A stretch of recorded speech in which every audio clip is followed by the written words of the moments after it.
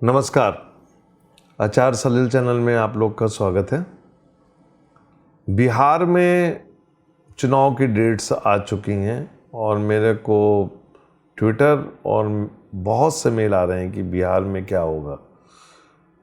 बहुत से लोग मुझसे जानना चाहते हैं कि आचार्य जी पॉलिटिकल कैलकुलेशन आप अच्छी करते हैं। तो हाँ, मैं बताना चाहता हूँ कि पिछले 20 साल में जितने भी चुनाव हुए हैं राज्यों के और लोकसभा के, शिव जी की कृपा रही है कि एक भी भविष्यवाणी गलत नहीं हुई है। और वर्तमान में पिछले 2 सालों में चाहे मोदी जी का चुनाव रहा हो, चाहे केजरीवाल का चुनाव रहा हो, चाहे छत्तीसगढ़ का चुनाव रहा हो, मध्य प्रदेश का चुनाव रहा हो, चाहे राजस्थान का।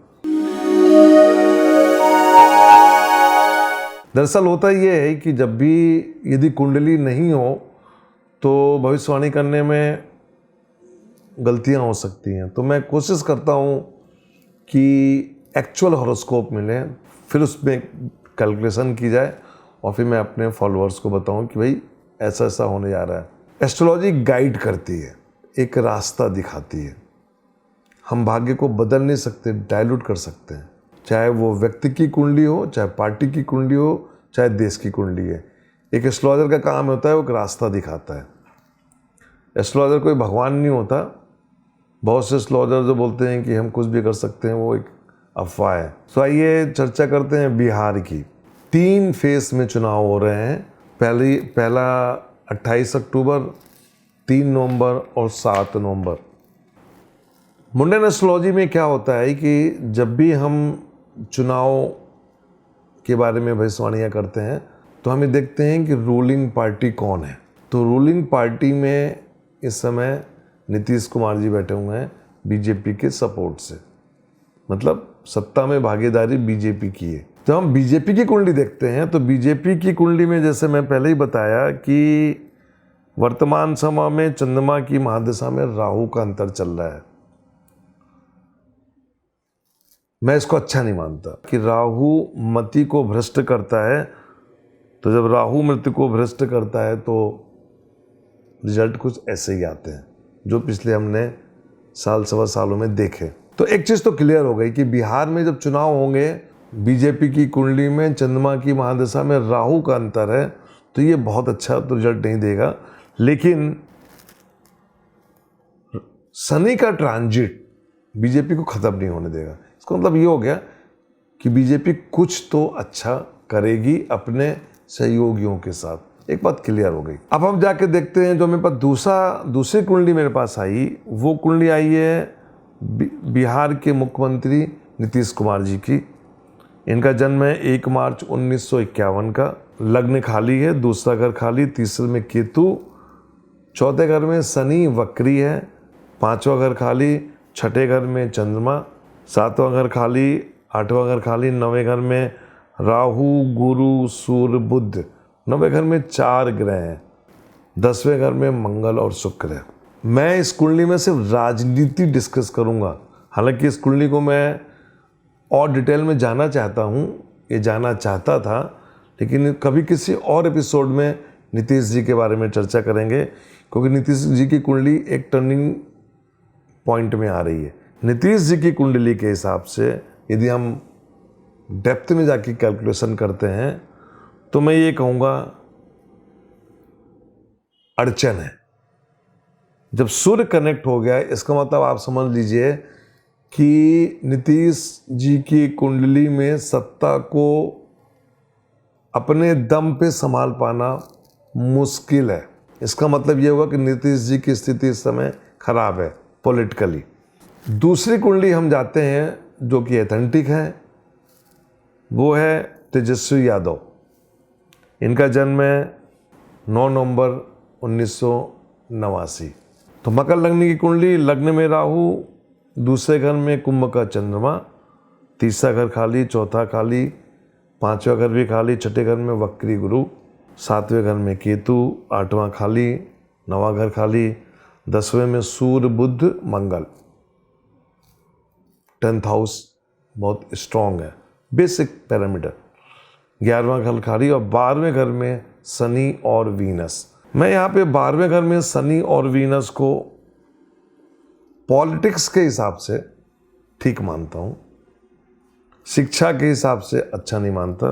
तो मकर लग्न और जो नवांश कुंडली है वो सिंह लग्न की कुंडली है, और जब ये चुनाव हो रहा है तो तेजस्वी यादव की कुंडली में बुध की महादशा में और शुक्र के अंतर और शनि के पित्यांतर में, मतलब मैं ये कहूँगा कि गुरु भी कनेक्ट हो रहा है और शनि भी कनेक्ट हो रहा है, उसमें चुनाव हो रहे हैं। नीतीश जी की कुंडली में शनि का ट्रांजिट फेवरेबल है, लेकिन वो चेंज दिखा रहा है। इनकी कुंडली में इनकी 7.5 स्टार्ट हो गई है, लेकिन मकर लगने के लिए मेरा ये मानना है कि 7.5 अशुभ फल नहीं देती है। यदि हम बाकी ग्रहों की स्थिति को देखें, जैसे गुरु को देखें, राहु को देखें, तो मैं इस कुंडली को बोलूँगा कि ये नीतीश जी से अच्छी स्थिति में बैठे हुए हैं। इसका मतलब ये हुआ कि बिहार में जो सिंगल लार्जेस्ट पार्टी आएगी वो आरजेडी आएगी। बीजेपी अच्छा कर रही है, लेकिन जितनी उम्मीद है उतनी अच्छा नहीं कर रही है। नीतीश बाबू अच्छा करेंगे, लेकिन जितनी उम्मीद है उतनी अच्छा नहीं कर पाएंगे, क्योंकि कुंडली में एक चेंज दिख रहा है। उनकी कुंडली एक चेंज मोड में जा रही है। लेकिन मैं एक बात बताना चाहता हूँ कि नीतीश बाबू यदि सीएम नहीं भी रहेंगे तब भी वो सत्ता का सुख भोगेंगे, इसमें कोई दो राय नहीं है। बहुत बड़ा मेजर रोल होगा। अब रामविलास पासवान जी चूँकि बीमार हैं और वो अब राजनीति से धीरे धीरे दूर हो रहे हैं, तो मैंने पहले ही बोला ही कि अब नव युवकों का ज़माना आ रहा है।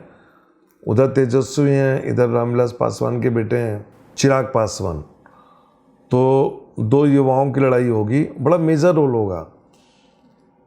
और अल्टीमेटली इनके सपोर्ट से भी कुछ ना कुछ गेम चलेगा, लेकिन फिर भी तेजस्वी की स्थिति आज की डेट में अच्छी है। अब हम जाके देखते हैं कि जो 3 फेज में चुनाव हो रहे हैं, इन 3 फेजों में जो पहला फेज है 28 अक्टूबर, दूसरा 3 नवंबर और 7 नवंबर, इनमें यदि हम देखें तो तेजस्वी की कुंडली और ट्रांजिट का जो कॉम्बिनेशन है वो सपोर्टिंग है। बाकी कुंडलियों को देखें, मतलब नीतीश बाबू की कुंडली देखें और इसके बाद बीजेपी को देखें, तो मुझे ऐसा लग रहा है कि ये बहुत ही नेक टू नेक चुनाव है, क्योंकि यहाँ पे जाति का वो गेम दिखेगा जो कांग्रेस ने बोया था, और कांग्रेस यहाँ पे लंबे समय से सत्ता में नहीं है। फिर भी मैं मानता हूँ कि कांग्रेस कुछ ऐसा गेम खेलेगी कि जाके आरजेडी को सपोर्ट करेगा, वहाँ पे उनकी सीट बढ़ेंगे। कांग्रेस के लिए मैं बहुत अच्छा नहीं मान रहा हूँ, लेकिन फिर भी कुछ सीटें मैं दूंगा। सीट कितने दूंगा वो मैं आपको अगले वीडियो में बताऊँगा, और वहाँ पे काफ़ी पिक्चर क्लियर हो जाएगी। लेकिन आज के हिसाब से यदि हम इस कुंडली को देखें, अभी चुनाव होने में टाइम है, मेरी जो पहली प्रेडिक्शन है वो ये है कि ड्राइविंग सीट में तेजस्वी यादव है। तेजस्वी यादव की कुंडली में जो 21 अक्टूबर से जो शनि कनेक्ट होगा, शनि दरअसल जनता से जोड़ता है। शनि लॉन्ग डिस्टेंस की का होता है, लंबा, इसकी दशा लंबी होती है, जिससे हर चीज़ लंबा लंबा। तो मैं मानता हूँ कि पिछले 8-10 महीनों की जो घटनाएं होंगी, उन घटनाओं के आधार पे तेजस्वी वोट मांगेंगे। मैं अभी नीतीश बाबू को नकार नहीं रहा हूँ, लेकिन उनकी कुंडली में चेंज है, उसके आधार पे मैं कह सकता हूँ कि उनका मुख्यमंत्री बन पाना थोड़ा मुश्किल है। लेकिन जैसा बिहार में होता है कि जैसे भारतीय राजनीति में भी होता है कि 4 लोग मिलके सरकार बनाते हैं, इस देश का इतिहास रहा है, कुछ ऐसी परिस्थितियाँ आएंगी। अब बिहार की जनता को डिसाइड करना है कि 30 साल में जो जाति प्रथा रही है क्या ख़त्म होगी कि नहीं होगी, क्योंकि दरअसल भोगती तो जनता ही है। तो जनता को सोच समझ के काम करना है। लेकिन आज की डेट में मैं समझता हूँ तेजस्वी यादव ड्राइविंग सीट में है। नमस्कार।